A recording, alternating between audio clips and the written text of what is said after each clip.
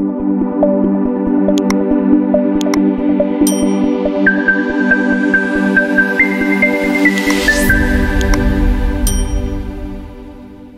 programme s'inscrit dans les activités de la plateforme nationale soutenue par la Fondation Rosa Luxembourg dans son combat de plaidoyer pour la justice climatique et pour la résilience des communautés.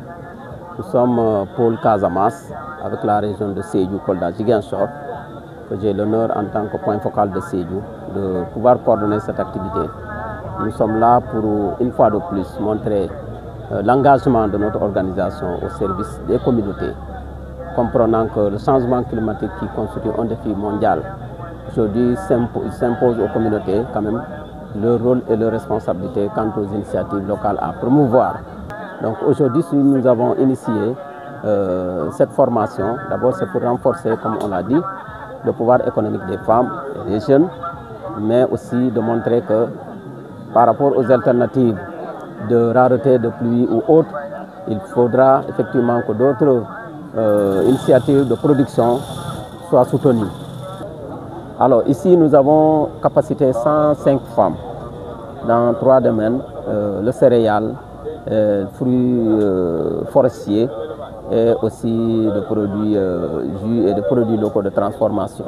Donc ces 3 corps de métier sont ressortis avec vraiment des formatrices aussi pleines d'expérience. Ce que nous attendons de ce forum, c'est la pérennisation de cette activité. C'est de faire en sorte que cette activité puisse se multiplier davantage à travers les 3 régions qui constituent le pôle Casamance. En tout cas, nous attendons aussi que les autorités, ils le savent très bien, donc, parce que tout ce que nous sommes en train de faire, c'est déjà inscrit dans un programme, n'est-ce pas, de référentiel du Sénégal pour 2050. Et je pense que l'agriculture, la transformation est en très bonne place. Donc on pense que nous cherchons qu'à tendre la main aux autorités, les inviter à ça, leur dire qu'effectivement il y a cette réalité et il y a aussi une population engagée dans cette cause. Donc nécessairement il faut effectivement que cette politique de prise en charge donc, de cette production soit véritablement une réalité. Des remerciements pour le partenariat. Nous remercions cette occasion de remercier la Fondation Rosa Luxembourg.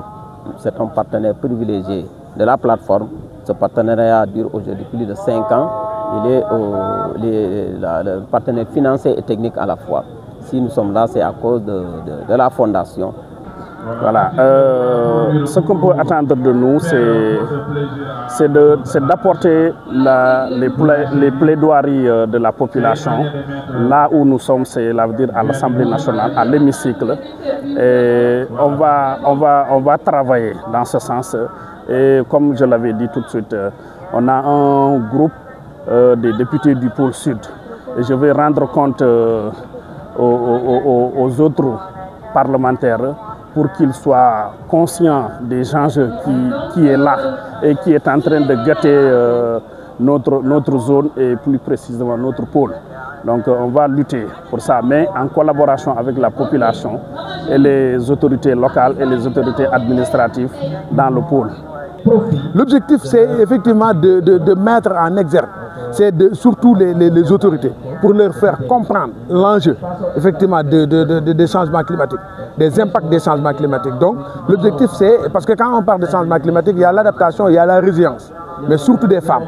Donc pour pousser les autorités à accompagner plus les femmes pour la résilience. Parce que quand les effets du changement climatique s'abattent sur nous, s'il n'y a pas une bonne résilience, surtout des femmes, mais ce serait catastrophique. Parce que nous savons que les changements climatiques touchent beaucoup l'agriculture. Donc il faut changer les méthodes d'agriculture, il faut accompagner les femmes pour des transformations. Donc c'est ce qu'on est en train de faire à Sédhiou. Et l'objectif recherché, c'est que pour que les communautés puissent accompagner les femmes et les jeunes à être plus résilients. Les attentes sont multiples, mais nous avons bon espoir parce qu'effectivement le député qui est là a dit que dans la zone, ils ont créé un collectif des députés de la zone, que ce soit Ziguinchor, parce que ceux qui sont organisés organisé, ce n'est pas seulement Sédhiou. Notre plateforme, on l'a composée par pôle. Donc il y a le pôle, c'est le pôle Casamance qui est là, Ziguinchor, Sédhiou et Kolda. Donc le député a dit qu'ils ont même d'ailleurs, il nous a félicité parce qu'il a dit qu'on est dans la logique de l'horizon 2050 que les autorités ont mis en place. Donc effectivement, il va porter le plaidoyer et il veut que les députés de la région puissent nous rencontrer pour faire des échanges. Donc effectivement, l'attente, c'est un peu ça. Voilà, surtout au niveau de la déforestation, coupe illicite de bois, la lutte contre les feux de brousse. Là aussi, on s'est rendu compte que, en tout cas, les populations ne coopèrent pas beaucoup, surtout avec les forces de défense et de sécurité. Récemment, la gendarmerie a mené une grande opération au niveau de Djambati. Ils ont pris beaucoup de bois. Et ils ont fait une grande opération. Et à ce niveau, on a toujours besoin de la collaboration des populations pour que l'information soit disponible. Mais de façon générale, surtout pour les feux de brousse, on demande quand même que les populations soient impliquées. Parce que les eaux et forêts, ce service-là ne peut pas faire à lui seul cette lutte contre les feux de brousse. Il faut l'engagement communautaire, il faut l'engagement des collectivités territoriales pour que quand même ces feux de brousse puissent être amoindris. La coupe de bois aussi. On a besoin de la collaboration de tout le monde, pour que l'information soit disponible, pour que les auteurs de ces délits puissent être arrêtés et que ce phénomène puisse être endigué.